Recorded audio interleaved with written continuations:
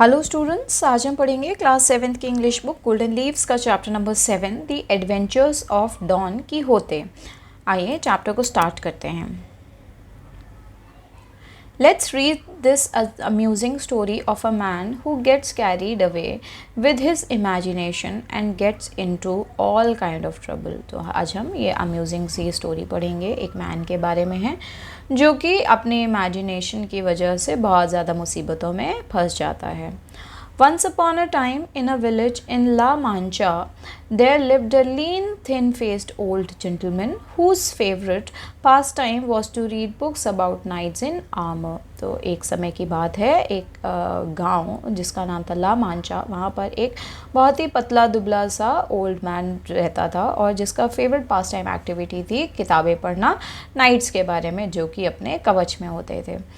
He loved to read about their daring exploits, strange adventures and bold rescues of damsels in distress। उसे पसंद था read करना उन nights के बारे में, उनकी डेयरिंग एक्टिविटीज़ के बारे में, वो किस तरह से कठिनाइयों से जूझते हैं, इसके अलावा कितने एडवेंचरस होते हैं और किस तरीके से वो जवान लड़कियों को रेस्क्यू करते हैं। ठीक है, तो इस तरह की कहानियाँ उसे पढ़ना बहुत अच्छा लगता है। मतलब मेनली वो फैंसी दिमाग का था और वो जो भी कहानी पढ़ता था उसको वो सच मानता था। In fact he became so caught up in the subject of शिवलरी that he neglected every other interest and even sold many acres of good farmland so that he might buy all the books he could get on the subject। तो in fact जब वो बंदा जो था, जो old man था, वो इतना ज़्यादा कैरीड अवे हो गया था इन सब स्टोरीज़ को पढ़ पढ़ के, बहादुरी वाली स्टोरीज़ को पढ़ पढ़ के, कि उसने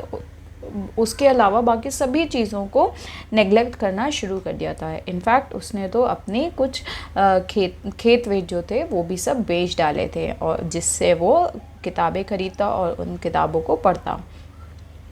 As time went on, the old gentleman crammed his head so full of these subjects and lost so much sleep from reading through the night that he lost his wits completely। अब जैसे जैसे समय बीतता गया वैसे वैसे ये जो ओल्ड इंसान था जो किताबों को पढ़ रहा था, उसका दिमाग जो था इन्हीं सब स्टोरीज से भरता चला गया। वो इतना ज़्यादा इन स्टोरीज़ को पढ़ने में बिज़ी रहने लगा कि वो अपनी रातों की नींद तक छोड़ देता था इन स्टोरीज़ को पढ़ने के लिए। मतलब वो दिन रात सुबह शाम बस इन स्टोरीज़ को पढ़ता ही रहता था। He began to believe that all the fantastic and romantic tales he read about enchantments, challenges, battles and wounds were true stories. वो इतना ज़्यादा इन सब चीज़ों में घुस चुका था, उसके दिमाग में ये स्टोरीज़ इतनी ज़्यादा बस चुकी थी कि वो सोचता था ये जो भी फैंटास्टिक और रोमांटिक टेल्स हैं, यानी कहानियाँ हैं, ये सभी मैजिकल हैं। चैलेंजेस जो भी फेस कर रहे हैं, जो भी लड़ाइयाँ हो रही हैं, खून खराबा हो रहा है, ये सब कुछ उसके लिए ट्रू स्टोरीज बन चुका था। At last, he started believing that he was a knight and decided to travel through the world with horse and armor in search of adventures। और आखिरी में क्या हुआ उसके साथ? आखिरी में उसको खुद लगने लगा कि वो खुद एक नाइट है, वो खुद एक योद्धा है। ठीक है, और उसने डिसाइड किया कि अब वो भी ट्रैवल करेगा अपने घोड़े पर और अपने आर्मर में। ठीक है, आर्मर माने कि कवच, जो कवच इसने पहन रखा है। ठीक है, लोहे का कवच जो रहता है वो, उसको आर्मर कहते हैं। तो अपना घोड़ा और अपने आर्मर के साथ निकलेगा और एडवेंचर की तलाश में जाएगा दुनिया में। First he got out some rust-eaten armor that had belonged to his ancestors, then cleaned and repaired it as best as he could। सबसे पहले तो उसने एक आर्मर निकाला जिसमें रस्ट लग चुकी थी, जिसमें जंग लग चुकी थी। वो आर्मर उसके एंसेस्टर्स से बिलोंग करता था, यानी कि उसके पूर्वजों का वो एंसेस्टर था। उसने उस आर्मर को अच्छे से क्लीन किया, जितना भी अच्छे तरीके से वो उसे क्लीन कर सकता था। Although the head piece of the helmet was intact, unfortunately the visor that would have protected the face was gone। हुआ क्या, अब जब आर्मर क्लीन कर रहा था वो, तो जो उसका हेड पीस था, जो उसका सिर ऊपरी भाग था सिर का, हेलमेट का जो ऊपरी भाग था वो तो अच्छे से इंटैक्ट था, अच्छे से जुड़ा हुआ था, पर जो वाइज़र था, वाइज़र किसे कहते हैं, वाइज़र जैसे हेलमेट होता है ना, उसमें कांच की परत होती है जो आगे हमारी आइज़ और सबको कवर करती है, तो वो जो वाइज़र था वो वहाँ पर मौजूद नहीं था। Not to be discouraged by this, he made another out of some pieces of stiff paper and strips of iron. पर फिर भी उसके जो आर्मर था, जो सूट था, जो हेलमेट था उसका, उसमें वाइज़र तो था नहीं, पर फिर भी वो इस चीज़ से बिल्कुल भी डिस्करेज नहीं हुआ। उसने एक और वाइज़र बनाने की खुद से कोशिश करी। उसने कुछ स्टिफ पेपर लिए, ठीक है, इसके अलावा कुछ आयरन की पत्तियाँ ली। In his eyes it was without a doubt the most splendid helmet ever. अब ये जो पत्तियाँ ली थी उसने आयरन की, और जो पेपर लिया था उससे अच्छे तरीके से उसने वाइज़र बना लिया था, और इसके हिसाब से अब जो हेलमेट था वो बहुत ज़्यादा शानदार हेलमेट उसके लिए ये बन चुका था।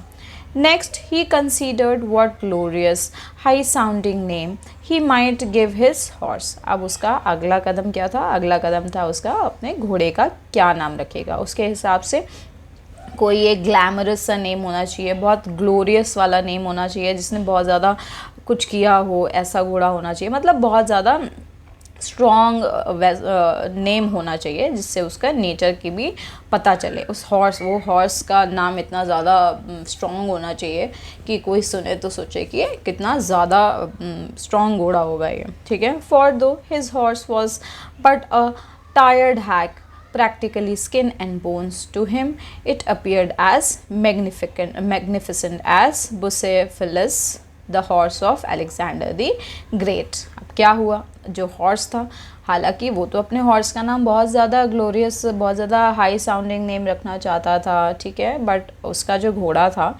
उसमें सिर्फ और सिर्फ खाल और बोन्स ही बची थी, यानी कि अब वो भी जो घोड़ा था, जैसे वो ओल्ड मैन था उसी तरीके से उसका घोड़ा भी बहुत ज़्यादा ओल्ड था, ठीक है। उसके हिसाब से जो उसका जो नाम बुसेफिलस था वो उसके लिए बहुत ज़्यादा ग्लोरियस नेम था, जो कि अलेक्जेंडर द ग्रेट के हॉर्स का भी नाम था, ठीक है।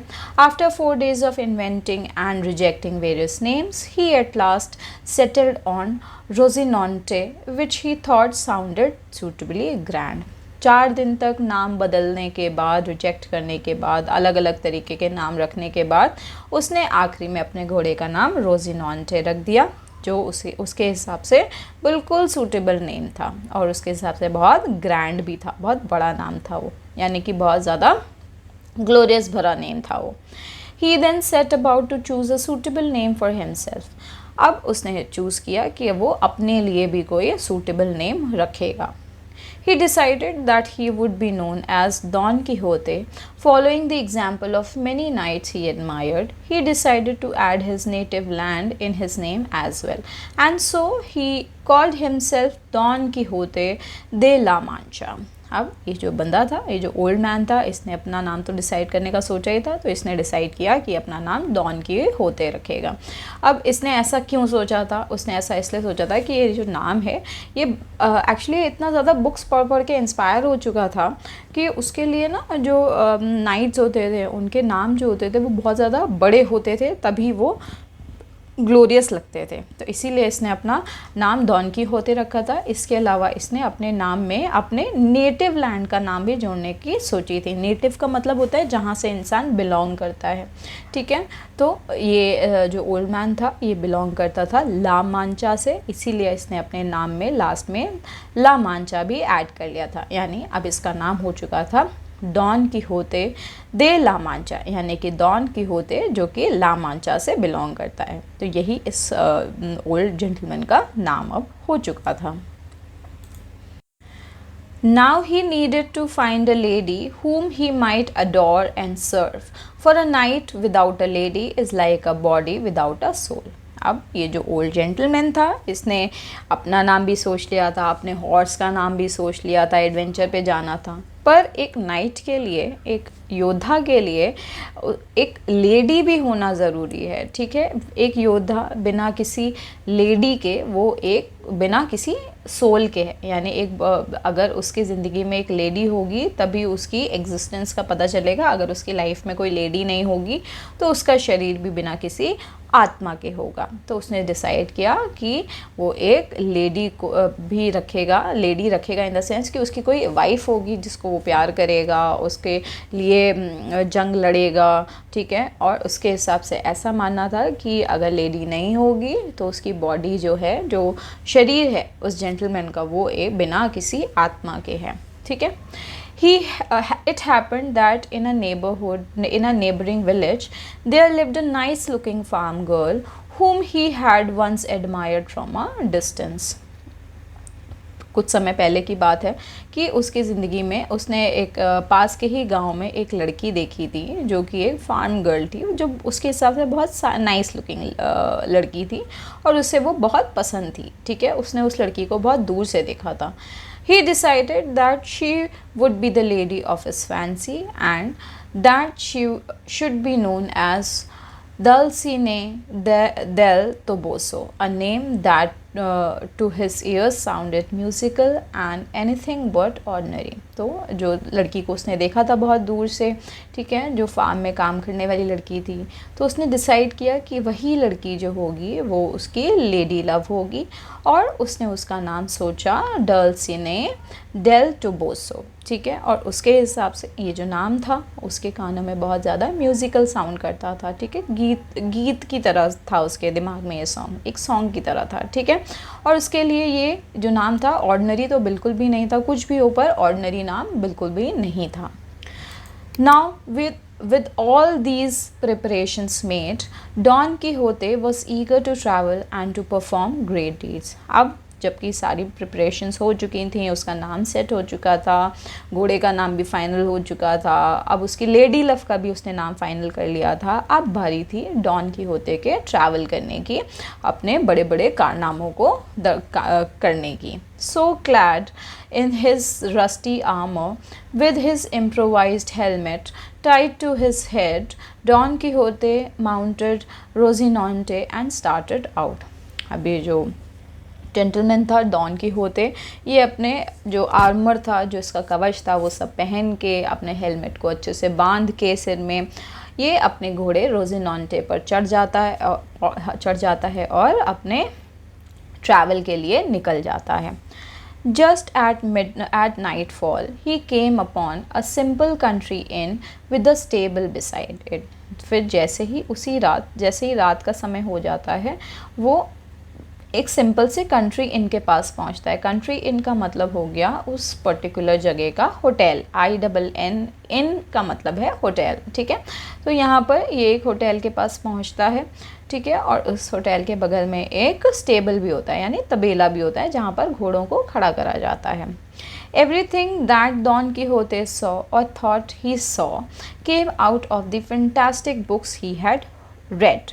So when he neared the inn, he saw not a plain inn but a gleaming castle with turrets, a drawbridge and a moat and all the other things that go with such castles. तो अब ये जो Don कीहोते था, जब उस जगह पर पहुंचा था तो उसके लिए हर चीज़, उस जो भी वो देख रहा था वो एक फैंसी बुक की तरह था, ठीक है। मतलब उसके दिमाग में ये जो जगह थी, ये सिर्फ एक कोई सिंपल कंट्री इन होटल नहीं था या फिर एक तबेला नहीं था। उसके लिए ये सारी जगह जो थी वो एक कासल की तरह थी, ठीक है, बड़े से फोर्ट की तरह थी, ठीक है। और इसमें अलग, जैसे एक फ़ोर्ट होता है, फ़ोर्ट में बड़े से द्वार होते हैं, ऊपर गुंबद बने होते हैं, ठीक है। इसके अलावा उसमें ब्रिजेस होते हैं और किसी भी कासल को सेव रखने के लिए एनिमीज़ से बीच में खाई खोदी जाती है। तो वो वैसा सोच रहा था कि वो जो कंट्री इन है वो बिल्कुल उसी तरह से दिख रहा है, यानी कि कासल हो गया, उसमें बहुत बड़ा सा गेट है, उस कासल के चारों तरफ खाई है, ठीक है। और उस खाई में पहले के ज़माने में ये जो खाई बनाई जाती थी इनमें मेनली पानी भरा होता था या फिर कोलता भरा होता था, जिससे कि ये एनिमीज़ जो होते थे इन पर इस कासल में, कोई भी कासल में अंदर एंटर नहीं कर पाते थे। तो बेसिक प्लानिंग होती थी ये जो कासल होते थे उनकी, ठीक है। तो अब ये जो जेंटलमैन था उन सभी ये जो सिंपल कंट्री इन था उसके लिए ये एक बहुत ह्यूज कासल था और वो इसको इसी तरीके से इमेजिन कर रहा था। Don Quixote dismounted from Rozinante and told the innkeeper to take special care of his horse and told him that it was surely the finest horse in the world। अब जो डॉन कीहोते था अपने घोड़े रोजिनोंते से नीचे उतरता है और जो उस कंट्री इनका जो इनकीपर होता है यानी कि जो गार्ड होता है वो उसको बोलता है कि ये मेरा घोड़ा है, इसकी स्पेशल केयर करना और ये घोड़ा जो है वर्ल्ड का सबसे ज़्यादा फाइनेस्ट घोड़ा है। The innkeeper looked doubtfully at the bony old horse but decided to humour this bizarre person. फिर जब जो इनकीपर होता है वो इस बोनी ओल्ड हॉर्स को देखता है, बोनी मतलब जिसमें स्किन है और हड्डियां दिख रही हैं, वो ज़्यादा तगड़ा हॉर्स नहीं है, बूढ़ा हॉर्स है। उस हॉर्स को देखता है और फिर बड़े ही डाउट में सोचता है कि क्या ये सच में एक फाइनेस्ट हॉर्स है पूरी दुनिया का। पर फिर उसके बाद ये इस चीज़ को ह्यूमरस तरीके से यानी मजाक के तरीके से उस स्ट्रेंज पर्सन की बातों को मजाक की तरह से लेकर के उसको जाने देता है। As Don Quixote had not eaten all day, he requested some food। अब क्योंकि डॉन कीहोते ने पूरे दिन भर से कुछ नहीं खाया था तो वो कुछ खाना जो है रिक्वेस्ट करता है कंट्री इन में जाके, उस होटल में खाना ऑर्डर करता है। Unfortunately, he had tied on his helmet and could not undo the knots, and as he refused to allow the helmet to be cut off, he wore it the rest of the night। अब क्योंकि उसने अपना जो helmet था उसको बहुत ज़्यादा कस के टाई कर रखा था, बहुत कस के बांध रखा था और वो उसकी जो नॉट्स थी उसको खोल नहीं पा रहा था और वो चाहता भी नहीं था कि ये जो हेलमेट है उसे कोई काटे, तो इसलिए उसको रात भर वो जो हेलमेट था उसे पहन करके ही रेस्ट करना पड़ा। The next day Don Quixote proceeded back to his village. अगले दिन जो डॉन कीहोते था वो अपने गांव की तरफ वापस से चला जाता है। Upon returning Don Quixote set about with all his powers of persuasion to persuade a laborer of the village whose name was Sancho Panza to accompany him as his squire। जब वो वापस लौटता है तो डॉन कीहोते अपनी सभी ताकतों का इस्तेमाल करता है एक बंदे को परसुएड करने के लिए जो कि एक लेबरर है उस गांव में, कि वो उसका साथी बन जाए, जिसका नाम था सैंको पांजा। यानी कि जो सैंको पांजा नाम का बंदा था डॉन कीहोते उससे जाकर के रिक्वेस्ट करता है, उससे कहता है कि वो उसके साथ चले, उसका स्क्वायर बन जाए यानी उसका पार्टनर बन जाए, उसका मेनली मीन्स उसका साथी बन जाए, अटेंडेंट बन जाए, ठीक है, और वो उसके साथ चले उसके सभी कारनामों में साथ देने के लिए। At last, when the promise that with the promise that Don Quixote would someday make him governor of his very own island, the country bumpkin agreed to follow the knight। अब आखिरी में जो डॉन कीहोते होता है वो उसको promise करता है सैंको पांजा को कि एक ना एक दिन वो उसे अपने देश का जो भी वो आइलैंड बनाएगा उसको गवर्नर बना देगा। और वो जो बेचारा मूर्ख आदमी होता है सैंको पांजा वो उसकी बातों में आ जाता है और अग्री कर जाता है उसके साथ चलने के लिए। The tall lean knight sat upon bony Rozinante while the plump Sancho Panza climbed astride his ass named Dapple with well-stocked saddlebags at his side। अब जो मैन था, जो नाइट था, वो अपने रोजिनोंटे के ऊपर चढ़ जाता है और जो सैंको पांजा था मोटा, प्लम्प यानी मोटा, ठीक है, तो ये जो सैंको पांजा होता है वो थोड़ा मोटा होता है, तो सैंको पांजा अपने गधे पर, एस पर, ठीक है, खच्चर बोल सकते हैं, तो खच्चर पर चढ़ जाता है जिसका नाम होता है डैपल, और उसमें वो सैडल बैग्स में साइड्स में बहुत सारी चीज़ें भी बांध लेता है। And so this unlikely pair set of in search of the adventure. और इसी तरह से ये जो अनलाइकली सा पेयर था, यानी कि एक पतला सा दुबला पतला नाइट और ये मोटा सा खच्चर में बैठा हुआ सैंको पैंजा, ये दोनों ही बहुत अनकॉमन से पेयर होते हैं और अपने एडवेंचर पर निकल जाते हैं। As they crossed the plain of Montreal they spied dozens of windmills. जैसे ही वो जो प्लेन्स होते हैं मॉन्ट्रियल के उनको क्रॉस करते हैं, वहाँ पर वो स्पाई करते हैं, यानी जासूसी करते हैं दर्जनों भर विंड मिल्स की। Fortune has smiled on us said Don Quixote to his squire. अब जो डॉन कीहोते होता है वो सैंको पांजा से बोलता है कि जो फॉर्चून है, जो किस्मत है, हमारी अच्छी किस्मत जो है वो अब हम पर खुश हो रही है।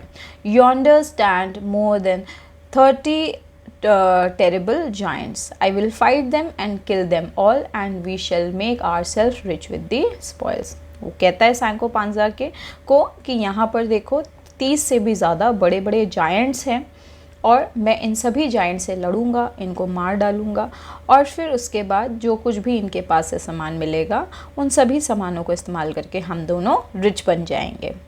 What giants? asked Senco Panja. तभी ये जो सैंको पांजा होता है वो पूछता है कि कौन से जायंट्स हैं यहाँ पर। दोज आर नॉट जायंट्स, ये तो जायंट्स है ही नहीं, बट विंड मिल्स, ये तो विंड मिल्स हैं। And what seems to be their arms are the sails which term the milestone. और ये जो हाथ आपको बड़े बड़े दिख रहे हैं ये एक्चुअली में हाथ नहीं हैं, ये उस विंड मिल के बड़े बड़े पंख हैं, सेल्स हैं जो कि टर्न कर रहे हैं।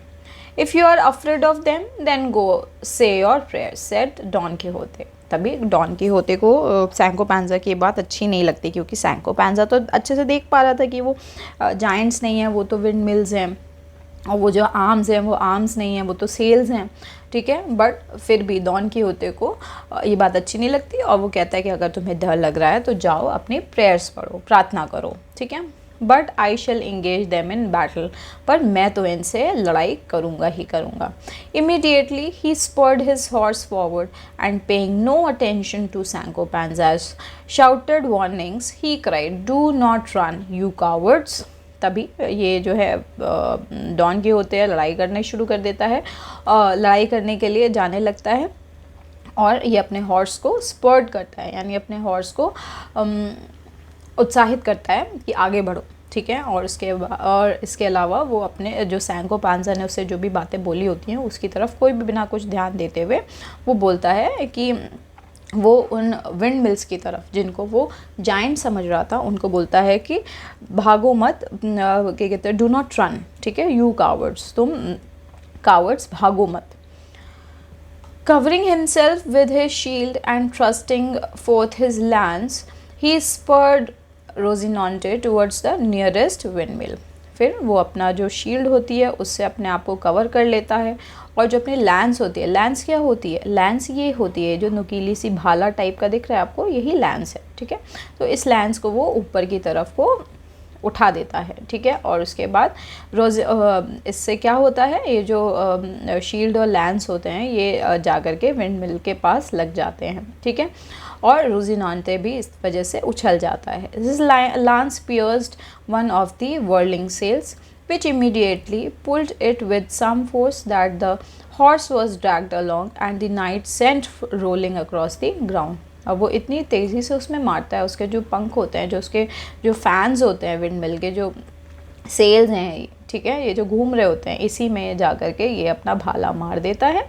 और इसकी वजह से ये जो रोजिनॉन्टे है और जो डॉन कीहोते हैं ये दोनों ही हवा में उड़ते हुए उस सेल के साथ उड़ने लगते हैं और फिर थोड़ी देर में ज़मीन पर आकर के रोल करते हुए गिरने लगते हैं। He lay without moving as Sancho Panza reached his side. जो डॉन कीहोते होता है वो चुपचाप पड़ा होता है ज़मीन पर, तभी सैंको पांजा उसके पास पहुंचता है, उसकी साइड में पहुंचता है। Oh dear, said Sanko, didn't I warn your worship to watch what you were doing when attacking those windmills? वो कहता है, सैंको कहता है, क्या मैंने आपको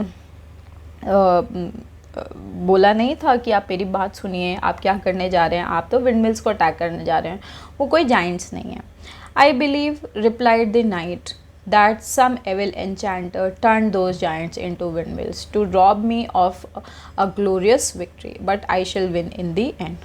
तभी जो डॉन की होता है वो रिप्लाई करता है कि मुझे ऐसा लगता है कि जो एविल एन्चेंटर थे, यानी कि एविल मैजिशियंस जो थे, जो बुरे मैजिशियंस थे, उन्होंने बड़े बड़े जायंट्स को विंड मिल में बदल दिया, और इसी वजह से जो मेरी जो जीत होने वाली थी वो उन्होंने मेरे से चुरा ली, यानी कि मैं उस जीत का पार्ट नहीं बन पाया। But I shall win in the end, पर मैं आखिरी में मैं बिल्कुल ज़रूर जीतूँगा। As God's will said Sancho helping the knight to his feet. तभी जो सैंको पैंजा होता है वो कहता है ठीक है, जैसा भगवान चाहेंगे वैसा ही होगा, चलिए, और उसको उठाना, अब उसको अपने पैरों पर उठाने लगता है, यानी सैंको पैंजा डॉन कीहोते को उठा के खड़ा करने लगता है। They climbed upon Rozinante and Dapple once more and continued on their way. और वो दोनों फिर से अपने अपने घोड़े रोजिनांते और डैपल पर बैठ करके अपने रास्ते में जाने लगते हैं। Just as Don Quixote desired, he and Sancho Panza encountered many dangerous and unusual adventures in the days that followed। और जैसे कि डॉन किहोते चाहता था वैसे ही सैंको पैंजा और डॉन किहोते दोनों ही बहुत डेंजरस और अनयूजुअल एडवेंचर्स को देखते हैं, आगे आने वाले कुछ दिनों में फेस करते हैं एडवेंचर्स को। He often mistook shepherds, holy men, and peasant girls for evil knights and magicians that he was continually involved in ridiculous quarrels and fights। और ये जो एडवेंचर्स होते हैं ये कितनी बार तो ये मिस्टुक कर लेता है, यानी गलती समझ लेता है शेपर्ड्स और होली मैन और पीसेंट गर्ल्स को समझ लेता है एविल नाइट्स और मैजिशियंस में, उनको समझता है कि ये तो बुरे लोग हैं, ठीक है। और इसी तरह से वो अपने फालतू की जो रिडिकुलस सी लड़ाइयाँ होती हैं उनमें पार्टिसिपेट करता रहता है। Gradually his exploits became known all over the countryside and there were few who had not heard of Don Quixote de la Mancha. और इसी तरह से ये जो भी एक्सप्लॉइटेशन कर रहा होता है पूरे सब जगह अपने कंट्री साइड में, खुद को वॉरियर बता करके, ठीक है, वो बहुत ज़्यादा फेमस हो जाता है अपने फालतू की ये सब लड़ाइयों में, ठीक है। और फिर भी कुछ लोग ऐसे होते हैं जिन्होंने कभी भी डॉन कीहोते द ला मांचा के बारे में आज तक नहीं सुना होता है। Retold with except from the novel by Miguel de Cervantes. तो ये जो स्टोरी है, ये जो आपने अभी पढ़ी, एडवेंचर्स ऑफ डॉन कीहोते, ये लिखी है राइटर मैगुएल दे कार्वेंटेस सावेद्रा ने, ठीक है। तो ये एक स्पेनिश राइटर हैं। आई होप आपको ये चैप्टर अच्छे समझ में आ गया होगा। अब हम इस चैप्टर के क्वेश्चन आंसर्स को डिस्कस करेंगे। आप सभी लोग अपने अपने बुक और पेन पेंसिल निकाल लीजिए, कॉपी पेपर निकाल लीजिए। अब हम इसके चैप्टर्स को पढ़ेंगे, इसके क्वेश्चन आंसर्स को करेंगे। The adventures of Don Quixote, chapter 7, class 7, question and answer. What kind of books did the old gentleman like to read? किस तरह की बुक्स ओल्ड जेंटलमैन जो था वो पढ़ना पसंद करता था? The old gentleman liked to read books about knights in armor, यानी कि वो बुक्स पसंद करता था पढ़ना जो कि नाइट्स के बारे में होती थी, जो कि आर्मर में होते थे। What was the effect of these stories on him? जो जेंटलमैन था उसका उस पर उन स्टोरीज़ का उस पर क्या प्रभाव पड़ा था? The stories about knights in armor had such an effect on him that he lost sleep, became obsessed with chivalry, neglected other interests, and even sold his farmland to buy more books on the subject। तो यानी कि वो अपनी नींदें भी उसने हराम कर दी थी, वो शिवल्री में बहुत ज़्यादा ऑब्सेस्ड हो गया था, उसने बाकी सभी इंटरेस्ट को नेगलेक्ट करना शुरू कर दिया था, उसने अपने खेतों को भी बेच दिया था और तरह की बुक्स पढ़ने के लिए। How did he make a helmet for himself? वो अपने लिए हेलमेट किस तरह से बनाता है? He made a helmet for himself by using some pieces of stiff paper and stripes of iron since the original visor was missing. अब क्योंकि ओरिजिनल वाइज़र मिसिंग होता है तो वो अपने लिए स्टिफ पेपर और स्ट्रिप्स ऑफ आयरन का इस्तेमाल करता है हेलमेट बनाने के लिए। What names did he give to his horse? How does this show him to be delusional ideas or beliefs that are not based in reality? He gave his horse the name Rosinante and himself the name Don Quixote de la Mancha. This shows his delusional nature as he assigns grand names to a tired hack of horse and himself. तो ये जो नाम है, जो horse का नाम है वो रोज़िनोंते है और ख़ुद का नाम वो डॉन कीहोते दे ला मांचा रखता है। इससे इसका ये बारे में ये पता चलता है कि वो खुद भी वीक है, उसका हॉर्स भी वीक है, पर फिर भी वो अपने दोनों के नाम जो हैं वो बहुत ज़्यादा ग्रैंड, बहुत ज़्यादा ह्यूज असाइन करता है। ठीक है। Describe the process by which he selected his own name. क्या प्रोसेस इस्तेमाल करता है वो अपना खुद का नाम चूज़ करने में। He chose the name Don Quixote de la Mancha for himself following the example of admired knights and added his native land to his name. वो अपने खुद के नाम को एडमायर करता है दूसरे नाइट्स के नाम से और इसीलिए वो अपने नाम के आगे नेटिव लैंड भी अपना लगा देता है, इसीलिए उसका पूरा नाम हो जाता है Don Quixote de la Mancha. What did Don Quixote imagine the country inn to be. जो कंट्री में होटल में जहाँ पे वो जाता है रात में, उसको किस तरह से इमेजिन करता है। Don Quixote imagined the country inn to be a gleaming castle with turrets, a drawbridge, a moat and other elements typical of such castles. तो यानी कि वो उसको कासल की तरह देख रहा होता है जिसमें कि टर्ट्स लगे होते हैं, ड्रॉब्रिज लगा होता है, मोट होते हैं और इसी तरह के डिफरेंट एलिमेंट्स एक कासल में जो मौजूद होते हैं वो सभी उसको इमेजिन कर रहा होता है।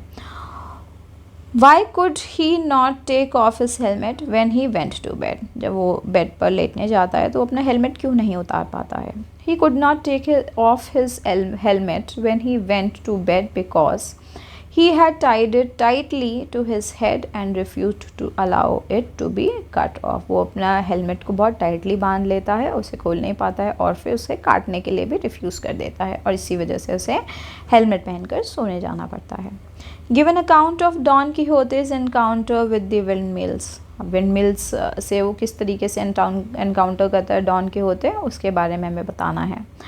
Don Quixote mistook windmills for giants and believed they were enchanted by evil enchanters.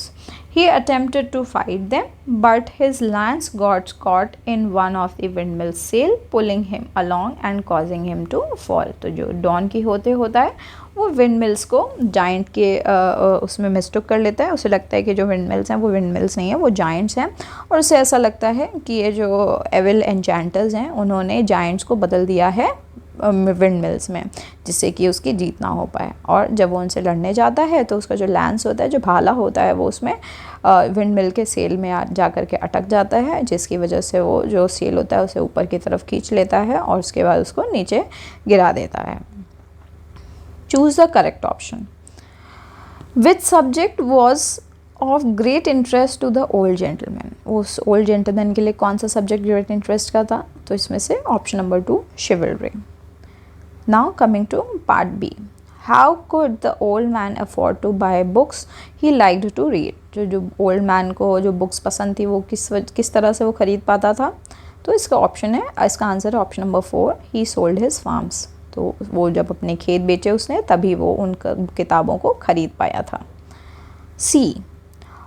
What did the old man begin to believe after reading tales of adventure and fantasy. तो जो ओल्ड मैन था वो क्या believe करना शुरू कर दिया था उसने थर्ड ऑप्शन है कि ही believed that the stories were true. उसने ये सोचना शुरू कर दिया था कि जो स्टोरीज़ वो पढ़ रहा है वो सभी सच्ची कहानियाँ हैं। How did the old man create a visor for his helmet. वो अपने हेलमेट के लिए वाइज़र कैसे बनाता है, तो option number 1 from paper and iron. ठीक है, वो स्टिफ पेपर और आयरन स्ट्रिप्स का इस्तेमाल करता है अपना हेलमेट का वाइज़र बनाने के लिए। Now option question number E. How was the grand name Rozinante ironical.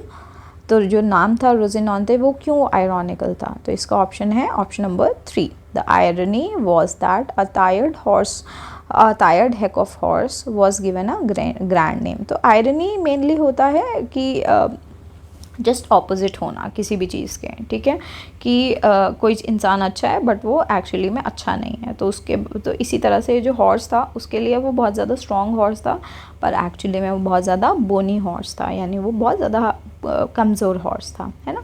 तो इसका ऑप्शन नंबर है 3। आइए अब arrange the sequence of the events as they occur in the passage. तो ये जो इवेंट्स हैं इनको हमें सीक्वेंस वाइज अरेंज करना है।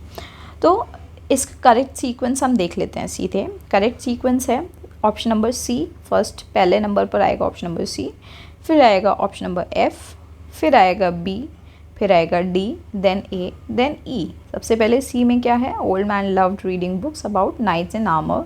उसे पसंद था बुक्स पढ़ना जो कि नाइट्स इन आर्मर के बारे में होती थी।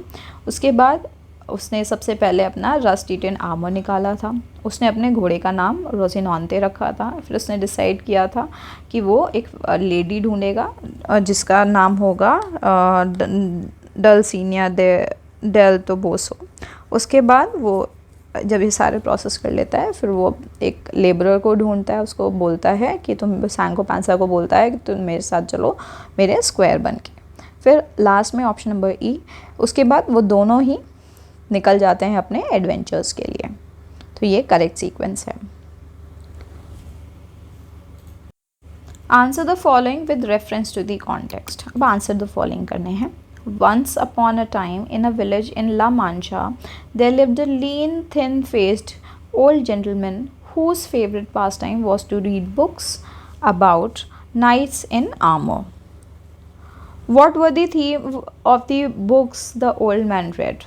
The themes of the books that the old man read were about knights in armor and their daring exploits, strange adventures, and rescues of damsels in distress. What was the first action which showed that Don Quixote has lost his grip on reality? The first action that showed Don Quixote had lost his grip on reality was his decision to believe that the stories in the books were true histories and that he himself was a knight. Who is a knight? How do popular stories describe a knight? A knight is a chivalrous and noble warrior known for their bravery and code of honor. Popular stories describe knights as heroic figures who protect the weak and fight for justice. What was Don Quixote's opinion of the helmet he had created? Don Quixote had a high opinion of the helmet he had created, considering it the most splendid helmet ever, even though it was made from paper and strips of iron. The next day, Don Quixote proceeded back to his village. Upon returning, Don Quixote set about with all his power of persuasion to persuade a laborer of the village, whose name was Sancho Panza, to accompany him as his squire. Why did Don Quixote require a squire to accompany him? Don Quixote required a squire to accompany him to assist in his adventure and provide support. Describe Rozinante and Sancho. Rozinante was Don Quixote's horse, described as tired hack but given a grand name. Sancho Panza is a laborer who became Don Quixote's squire. Why did Sancho agree to follow the knight? Sancho agreed to follow the knight with the promise that Don Quixote would make him governor of his own island someday. What did Don Quixote mistake the windmills for? Don Quixote mistook the windmills for 30 terrible giants and decided to engage them in battle. Now think and answer. Don Quixote continues to live in his imaginary world despite the cold fact of the world. In light of this statement, draw character sketch of Don Quixote. You may include the following in your character sketch: physical characteristics, personality traits, what the character wants or aspires to be, how they talk or treat others, how they evolve with time, and so on. So, answer is character sketch of Don Quixote. Don Quixote is a lean, thin-faced old gentleman who becomes deeply immersed in the world of knights and chivalry from the books he reads. He is highly imaginative and romantic, wanting to emulate the heroic deeds of knights. Physically, he is aged and thin, but his aspirations are grand. He treats others with chivalry and respect, seeing the world through the lens of his delusions. Over time, his delusion lead him into absurd situations, yet his unwavering determination and sense of honor make him both admirable and pitiable. Pick examples from the story that show Sancho Panza is more grounded in reality than his master. Sancho Panza's skepticism towards Don Quixote's grand ideas and his practicality in pointing out the windmills are not giants shows his realistic outlook. He cares for his plump ass named Dapple, values material comfort, and is concerned about simple things like food and sleep. Unlike Don Quixote, he remains skeptical of the fantasy world and often provides a rational perspective on their adventures. तो students, ये इस chapter का and था। I hope आप सभी ने इस chapter के क्वेश्चन आंसर्स को नोट डाउन कर लिया होगा। अगर आपको इस चैप्टर का एक्सप्लेनेशन और इसके क्वेश्चन आंसर्स अच्छे समझ में आ गए हैं तो please do like my video and subscribe to my channel. If you are watching this video for the first time, please like this video and subscribe my channel. This will help me upload more and more videos for you, for all of you. Thank you so much. Keep watching the videos.